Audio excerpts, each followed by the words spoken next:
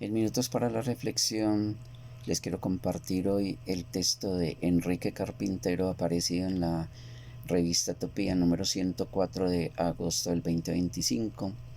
Se llama La tentación neofascista, el odio y el miedo como política del sometimiento. Lo primario para el fascismo clásico y para el actual neofascismo neoliberal es el odio hacia lo ajeno. Es necesario alertar sobre la tentación neofascista del gobierno de Milei. Como psicoanalista, no puedo quedar en silencio ante un gobierno cuyas políticas generan la ruptura del lazo social, generan el aumento de los efectos de la pulsión de muerte, la violencia destructiva y autodestructiva. El sujeto se constituye en la relación con el otro en la alteridad. Caso contrario, no hay sujeto. De allí que su defensa se plantea como un desafío ético. Pero digámoslo de entrada, este no es un problema psicológico. El exceso de este liberalismo extremo que llamamos neoliberalismo es un exceso del sistema capitalista. El plus de valor que obtiene es lo que reclaman los sectores de poder. Si de esta manera reciben un goce en el odio o en la crueldad, es para sacrificarla al capital, para que el capital goce en su lugar de ellos. Desde la crisis del 2008 hay un avance en el mundo de proyectos, fuerzas de grupos políticos y experiencias de gobierno que expresan diferentes modos de conservadurismo, autoritarismo y el neoliberalismo como proyecto económico y social. Aprovechan los mecanismos de la democracia para ganar elecciones a partir del fracaso de los partidos socialdemócratas y de las experiencias progresistas en América Latina.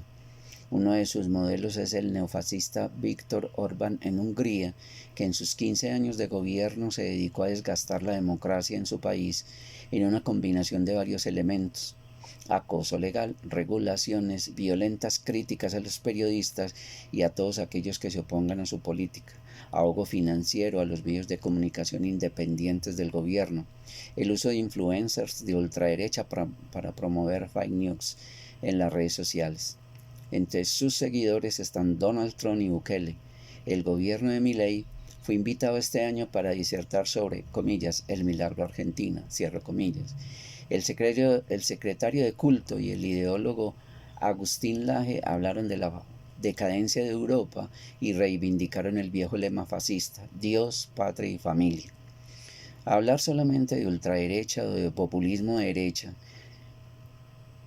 elude un elemento central de estos gobiernos que son expresión de la expansión del neoliberalismo o liberalismo extremo, no solo como desarrollo económico, sino como forma de vida.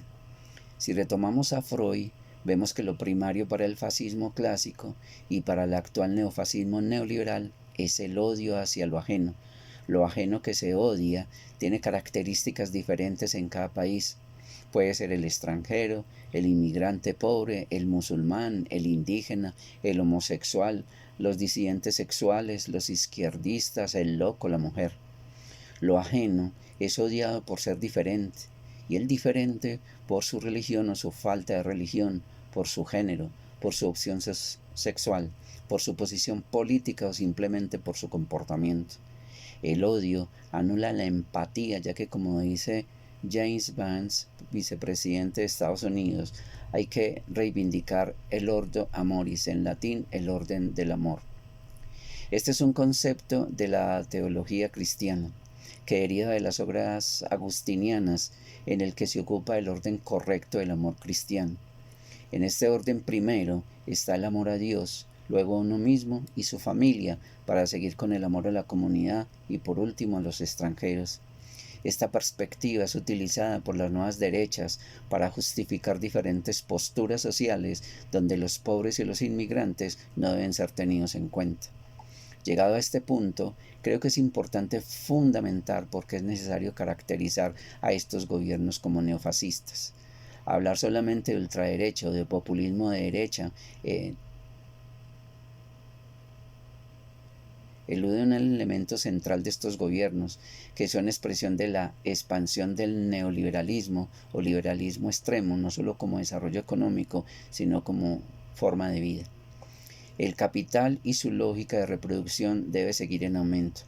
Para ello las formas democráticas molestan, Es necesario poner límites a las libertades de los sujetos a través del miedo y la violencia represiva.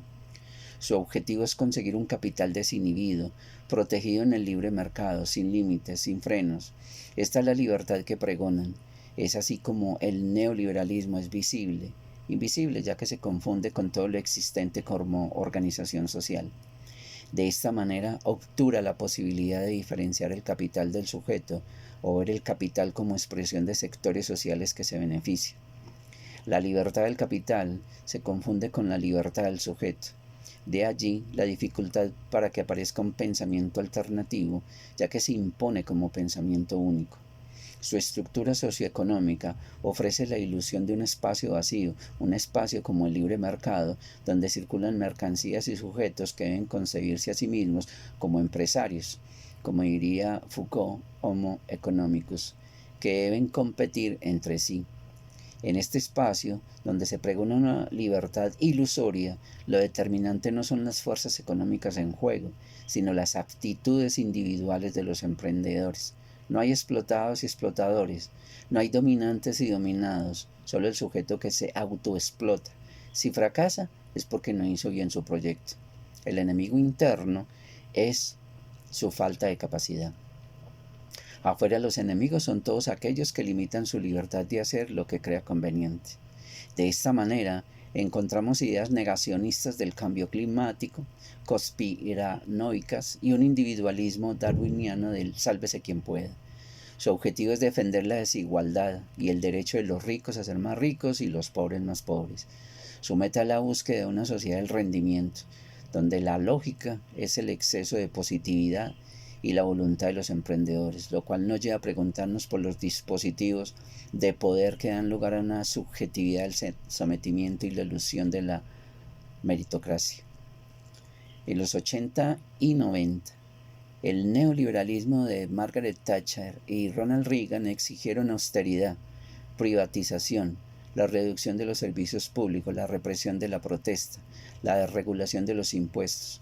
La promesa era la teoría del derrame. Cuando los ricos sean más ricos, iban a invertir su capital en el conjunto de la sociedad. Obviamente esto no ocurrió, pero su fracaso no impidió paralizar al movimiento obrero como fuerza política y el socialismo como perspectiva de futuro, ya que lo único posible era el capitalismo. Sin embargo, la crisis del capital no dejó de sucederse. Es aquí donde el neoliberalismo encontró en las dictaduras latinoamericanas de Pinochet en Chile y de Videla Martínez de Oz en nuestro país su mayor forma de expresión. Este proceso se consolida con la caída de la Unión Soviética y el auge de la globalización neoliberal acompañada de una apertura multiculturalista. Como señala Lazarato, esta es la violencia fundadora de la imposición del neoliberalismo. Por ello, en la actualidad, la eficacia del neoliberalismo en destruir las formas democráticas deja un vacío que es ocupado por el neofascismo, en su intento de consolidar formas autoritarias de gobierno que eliminen las conquistas sociales y civiles conseguidas.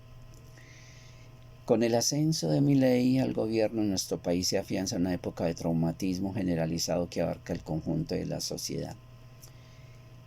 En la primera parte del libro que se está reseñando, El sujeto es portador de cultura, destacamos que en la actualidad nuestra cultura se ha generado nuevas formas de subjetivación, producto de lo que denominamos el exceso de realidad produce monstruos, es decir, una realidad que excede las posibilidades de simbolización por parte del sujeto y por lo tanto genera situaciones traumáticas.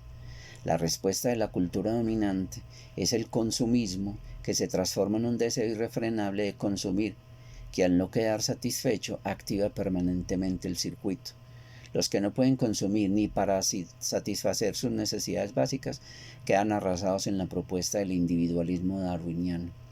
En esta perspectiva debemos decir que la enfermedad más importante no es el cáncer o las enfermedades cardiovasculares, sino la desigualdad social y las graves consecuencias que producen en la desigualdad de la salud. En la segunda parte del libro, el autoritarismo neofascista neoliberal de Milei comienza con la importancia de diferenciar el fascismo clásico del actual neofascismo neoliberal. Luego continuamos con el análisis de los efectos de la pandemia, que fue constituyendo una corposubjetividad basada en la precariedad de la relación con uno mismo, con los otros y con la cultura. En esta circunstancia aparecen nuevas formas del fascismo y de la extrema derecha, cuyo objetivo es destruir la libertad, la igualdad, la justicia social y el medio ambiente, apelando al odio que se sostiene en miedos que generan problemas de salud mental y contribuyen a que el mundo vaya siendo un lugar imposible de ser habitado. Como se dice en el capítulo 18 del mismo libro, con el ascenso de Milei al gobierno en nuestro país se afianza una época de un traumatismo generalizado que abarca al conjunto de la sociedad.